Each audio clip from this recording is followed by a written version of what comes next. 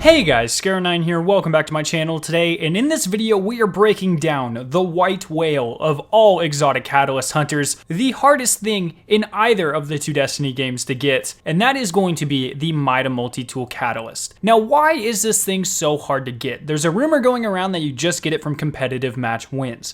I am here to tell you guys that this is probably not the case. I've seen it drop for 4 people, myself included, and for all 4 of us it came from the game that we won to get us to the maximum glory competitive score of 5,500. Now, if anyone else has seen evidence on the contrary of people getting it from just base games, please by all means provide it down in the comment section below. However, I have scoured all over Twitter, all over the Destiny the Game subreddit, all over the Bungie forums, and there is not one bit of proof of this coming from someone who has not reached the maximum rank of competitive. And originally I thought it was just a coincidence when we got the first guy to drop it, but when it was 4 of us in a row, all of us getting it on our final game to get 5,500, there is just no coincidence there. It has to be the drop source of the MIDA multi-tool catalyst. So this is going to be something that very few people get if this becomes the only source of this catalyst. I'm not sure if they'll maybe change it up in future seasons or something to that extent,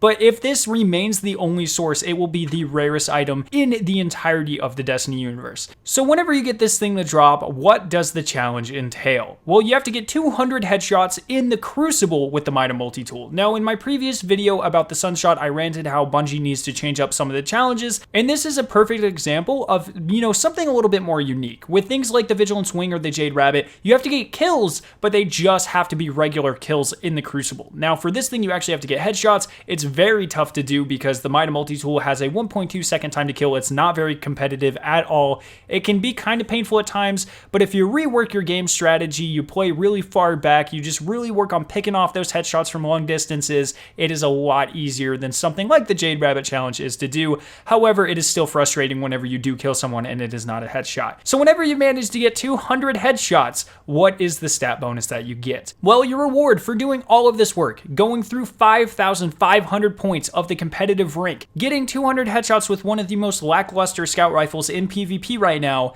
it's gotta be something great, right? That is not the case. All you do is get the additional perk Outlaw added onto the weapon with one of the quickest reload speeds out of any weapon in the game. In the gameplay, I'm going to shoot, reload, proc the Outlaw perk, and reload again, and the difference is barely noticeable. It is just pretty much the same. Of course with Outlaw it is going to be a little bit faster, but this doesn't improve your gameplay at all. It's not detrimental if you don't have it. And honestly, the entire point of this catalyst is to be a trophy. So if you did manage to get the catalyst to drop, you went all the way to 5,500 and you got this thing to drop, go ahead and grind it out, because you're going to be able to say that you're one of the only couple hundred people in the entirety of the Destiny player base that has this thing. And that's pretty cool in its own right. It is definitely going to be the rarest catalyst, like I said, probably the rarest thing in the history of Destiny. So it's something that if you manage to get, you should probably just go ahead and grind it out. But in terms of, base utility, it's definitely not worth it, but it's a pretty cool showpiece. So let me know what you guys think about this catalyst down in the comment section below. Do you think it's ridiculous that this is the only drop source? For me personally, I don't. I like that there are some of these very difficult catalysts to get. We talked about the ones that will only come from prestige raids a couple weeks ago. So the Telesto comes from Eater of Worlds, the Sleeper Simulant will come from the prestige version of Spire of Stars, and of course the Legend of Acrius will come from prestige base Leviathan. And these are the ones that I find really cool. That endgame hardcore non-casual players are going to be the only players to be able to pursue and eventually get these items to drop, and I personally find those really awesome because they are like trophies.